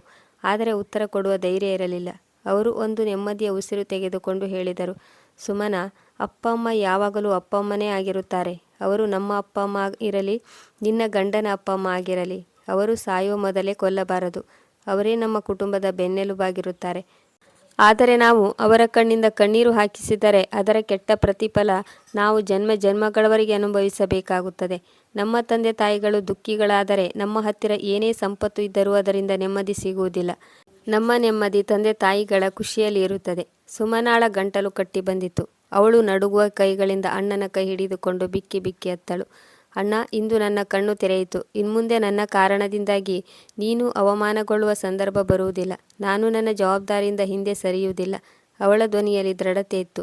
ತನ್ನ ಕುಟುಂಬವನ್ನು ಸದಾ ಒಗ್ಗಟ್ಟಾಗಿ ತೆಗೆದುಕೊಂಡು ಹೋಗುವ ಸಂಕಲ್ಪ ಇತ್ತು. ಆಗ ರಾಘವೇಂದ್ರ ಮತ್ತು ನರಹರಿಯವರು ಆಫೀಸ್ನಿಂದ ಹೊರಬಂದರು. ನರಹರಿಯವರ ಮುಖದಲ್ಲಿ ಬೆಳಕು, ಕಣ್ಣುಗಳಲ್ಲಿ ಆನಂದ ಬಾಷ್ಪ ಇತ್ತು. ಅವರು ಹೊರಬರುತ್ತಿದ್ದಂತೆ ಆಶ್ರಮದ ಇನ್ನಿತರ ವೃದ್ಧರು ತಮ್ಮ ತಮ್ಮ ಕೋಣೆಯಿಂದ ಹೊರಬಂದರು. ಕೆಲವರು ಲಾಠಿ ಹಿಡಿದುಕೊಂಡು, ಇನ್ನು ಕೆಲವರು ಕಿಟಕಿ ಬಾಗಿಲುಗಳ ಸಹಾಯ ಪಡೆದು. ಆದರೆ ಎಲ್ಲರ ಕಣ್ಣುಗಳಲ್ಲಿ ಒಂದು ಆಶಾ ಭಾವನೆ ಮೂಡಿತು. ಅಪ್ಪಾಜಿ, ನಡೆಯಿರಿ. ರಾಘವೇಂದ್ರ ಅವರ ಕೈ ಹಿಡಿದುಕೊಂಡನು. ಎಲ್ಲರೂ ನಿಧಾನಕ್ಕೆ ಹಿಂದೆ ನಿಂತ ವೃದ್ಧರನ್ನು ಹಿಂತಿರುಗಿ ನೋಡುತ್ತಾ ಆಶ್ರಮದ ಗೇಟ್ ಕಡೆ ನಡೆದರು. ಒಬ್ಬಳು ವೃದ್ಧ ಅಮ್ಮನ ಕಣ್ಣಿಂದ ಕಣ್ಣೀರು ಬಂದಿತು. ಅವರು ತಮ್ಮ ನಡುಗುವ ಕೈಗಳಿಂದ ಸೀರೆ ಸೆರಗಿನಿಂದ ಕಣ್ಣೀರನ್ನು ಒರೆಸಿಕೊಂಡರು. ಅವರು ಮನಸ್ಸಿನಲ್ಲಿ ಯೋಚಿಸಿದರು, ನನ್ನ ಜೀವನದಲ್ಲಿ ಇಂತಹ ಒಂದು ದಿನ ಬರಲಿ. ನನ್ನ ಮಗ ನನ್ನ ಕೈ ಹಿಡಿದು ಮನೆಗೆ ಕರೆದುಕೊಂಡು ಹೋಗಲಿ. ಇನ್ನೊಬ್ಬರು ಲಾಠಿ ಹಿಡಿದು ಮುಂದೆ ಬಂದರು ಮತ್ತು ಹೇಳಿದರು, ನರಹರಿಯವರೇ, ನಿಮ್ಮ ಅದೃಷ್ಟ ಚೆನ್ನಾಗಿದೆ. ನನ್ನ ಮಕ್ಕಳು ನಾನು ಬದುಕಿದ್ದೇನೆ ಎನ್ನುವುದನ್ನು ಮರೆತು ಬಿಟ್ಟಿದ್ದಾರೆ. ಅವರ ಧ್ವನಿಯಲ್ಲಿ ಎಂತಹ ದುಃಖವಿತ್ತೆಂದರೆ ಅಲ್ಲಿರುವ ಯಾರಿಗೂ ಕಣ್ಣೀರನ್ನು ತಡೆದುಕೊಳ್ಳಲಾಗಲಿಲ್ಲ. ನರಹರಿ ಅವರು ತುಂಬಿದ ಕಣ್ಣುಗಳಿಂದ ಅವರನ್ನು ಅಪ್ಪಿಕೊಂಡರು. ಎಲ್ಲರಿಗೂ ವಿದಾಯ ಹೇಳಿ ಗೇಟ್ ಬಳಿ ಬಂದರು. ಗೇಟಿನ ಹೊರಗೆ ಗಾಡಿ ನಿಂತಿತ್ತು. ಅವರು ಗಾಡಿಯಲ್ಲಿ ಕುಳಿತು ಕೊನೆಯದಾಗಿ ಹಿಂದೆ ತಿರುಗಿ ನೋಡಿದರು. ಗಾಡಿ ಮುಂದೆ ಹೋಯಿತು. ಆದರೆ ನರಹರಿಯವರ ಕಣ್ಣುಗಳು ಅವರ ಹಿಂದಿರುವ ಮುಖಗಳನ್ನು ನೋಡುತ್ತಿದ್ದವು. ಕೆಲವರ ಕಣ್ಣುಗಳು ಒದ್ದೆಯಾಗಿದ್ದವು. ಕೆಲವರ ಕಣ್ಣುಗಳಲ್ಲಿ ಭರವಸೆ ಇತ್ತು. ಇನ್ನು ಕೆಲವರು ತಮ್ಮ ಮಕ್ಕಳ ಬರುವಿಕೆಗಾಗಿ ಕಾಯುತ್ತಿದ್ದರು. ವೀಕ್ಷಕರೇ, ರಾಘವೇಂದ್ರ ಅಂತಿಮವಾಗಿ ತೆಗೆದುಕೊಂಡಿರೋ ನಿರ್ಧಾರ ಸರಿಯಾಗಿತ್ತೇ? ನೀವು ರಾಘವೇಂದ್ರನ ಸ್ಥಾನದಲ್ಲಿದ್ದರೆ ಯಾವ ತೀರ್ಮಾನ ತೆಗೆದುಕೊಳ್ಳುತ್ತಿದ್ರಿ? ಅವಶ್ಯವಾಗಿ ಕಮೆಂಟ್ ಮಾಡಿ ತಿಳಿಸಿ. ಕತೆ ಇಷ್ಟವಾಗಿದ್ದರೆ ಲೈಕ್, ಶೇರ್, ಸಬ್ಸ್ಕ್ರೈಬ್ ಮಾಡುವುದನ್ನು ಮರೆಯಬೇಡಿ. ಇನ್ನೊಂದು ಸುಂದರವಾದ ಕಥೆಯೊಂದಿಗೆ ಮತ್ತೆ ಭೇಟಿಯಾಗೋಣ. ಕತೆ ಕೇಳಿದ್ದಕ್ಕೆ ಧನ್ಯವಾದಗಳು.